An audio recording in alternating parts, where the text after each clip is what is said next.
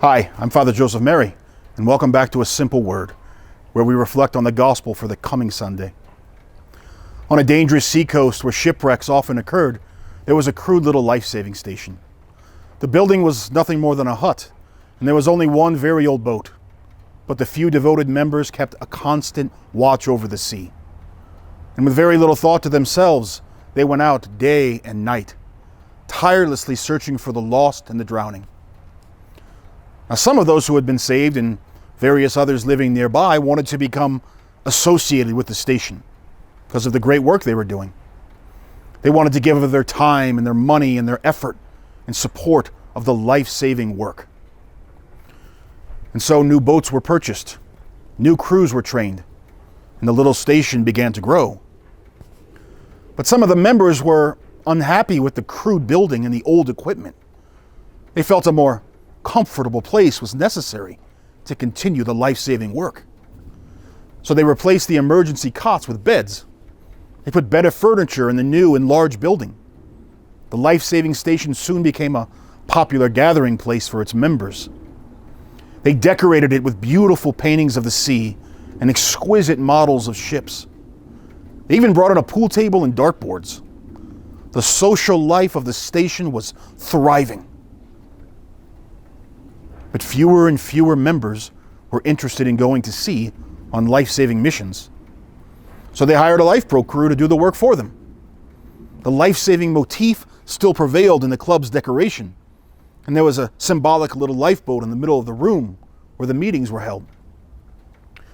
About this time, a large ship was wrecked off the coast, and the hired crews began to bring in boatloads of cold, wet, and half-drowned people. They were dirty and sick and seemed quite out of place in the lavish surroundings of the station. The beautiful new club was in chaos.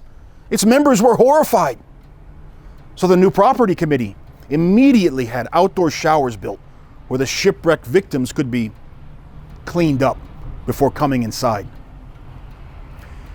At the next meeting, there was a split in the club membership. Most of the members wanted to stop the club's life-saving activities because it was unpleasant and a real hindrance to the social life of the club. A few members insisted upon life-saving as their primary purpose and pointed out that they were a life-saving station. But these were voted down and dismissed from the club. They were told that they could begin their own life-saving station just a little further down the coast. And so they did. But as the years went by, they experienced the same changes that had occurred in the old station, and they too eventually became a social club.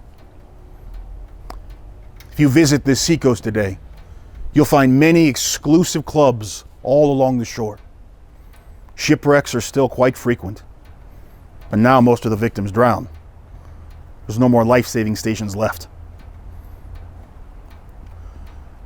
When we forget why we're here, we begin to live as if here is all there is. But we have been sent as missionaries to bear witness to the light, to give saving testimony before the world.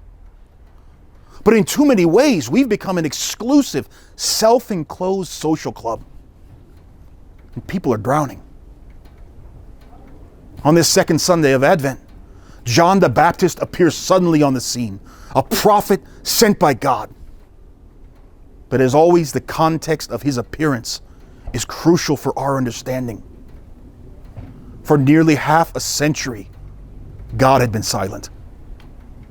Again and again, the Israelites broke their covenant. They mingled with other nations. They worshiped false gods. They forsook the law. Ezekiel describes God's response. He removes his divine presence from among his people. The Shekinah, the mysterious pillar of cloud that was God's visible presence, withdrew from the Holy of Holies. And it was said the divine presence would not return until the Messiah came. And Malachi, the last of the great prophets, warned the people that God would send a messenger to prepare the way. And for nearly 500 years, God was silent. And suddenly John the Baptist appears at the Jordan River, and he's speaking words of fire. The prophets have returned. The time of silence has ended. God speaks to his people.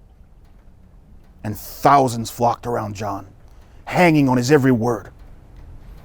And why had John come?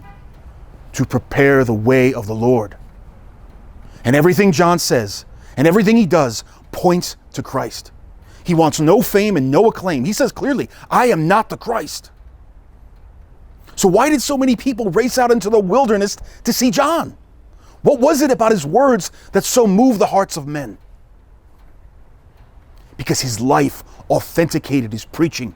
His actions testified to his words. John's sole purpose for living was to point anyone and everyone to Jesus, to prepare everyone for the Messiah who was coming.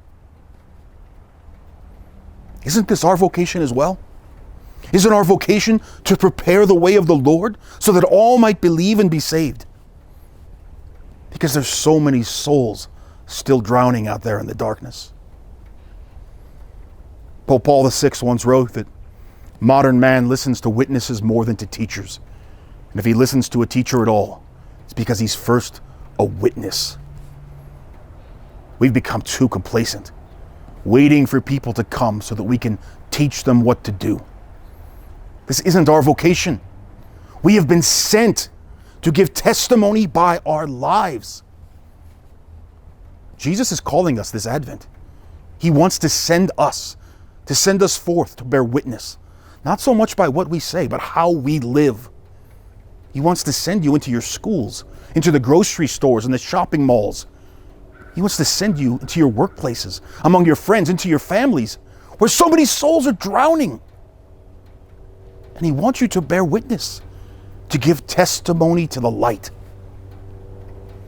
I'm Father Joseph Mary. Thanks for listening to A Simple Word.